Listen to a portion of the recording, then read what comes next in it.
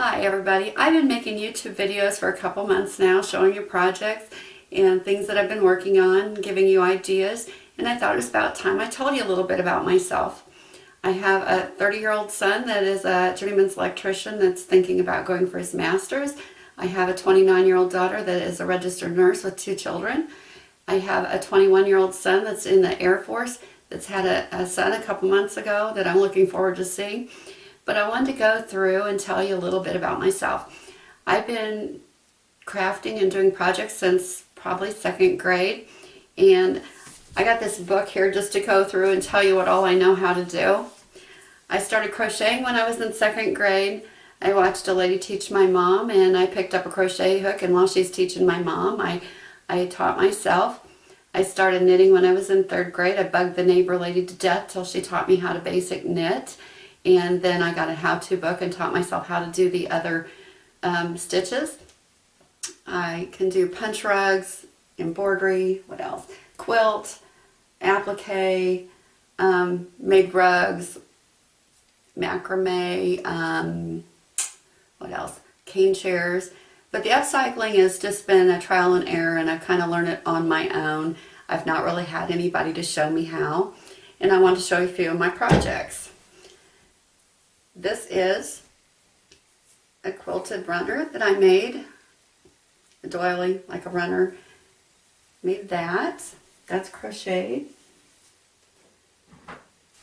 This is a crocheted rug out of fun yarn and 4-ply yarn. I think those turn out very pretty.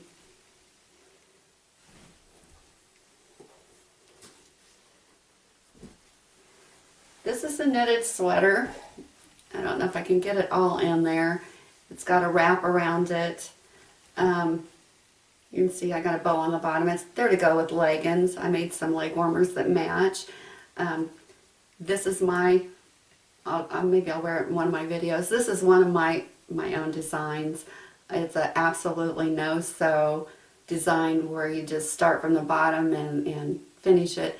Someday I keep telling myself, I think I'm going to send in a pattern to Leisure Arts because I don't like sewing blocks together. I don't like sewing the sleeves and stuff after I'm done with a project together. I learned how to quilt kind of on my own and kind of from watching the neighbor lady. When I was 12, I used to take my knitting and crocheting over to the neighbor lady, and she used to quilt. And she gave me my first thimble, bless her soul. But I had a few of my great-grandma's quilt tops, and I wanted it to stay in the family, so I started, and I kind of become addicted to it. This is one I made where I've added lace. Let's see if I can show you. Lace to the edge, and I did a fussy cut around the flowers, and made a 9.246, 8-point star. And my girlfriend and I had always said that we were going to share materials and make a 4th of July quilt, and life's busy. Life's busy. She's got children, I have children, and mine have moved out, and I decided that I would go forward with it.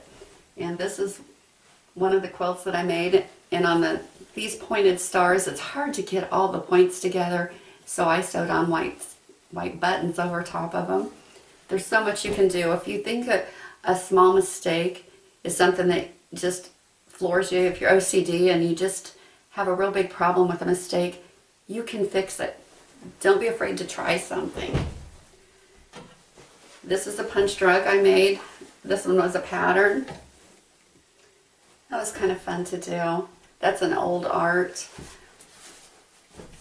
I've done so many different craft ideas, and I wanted to share them with you.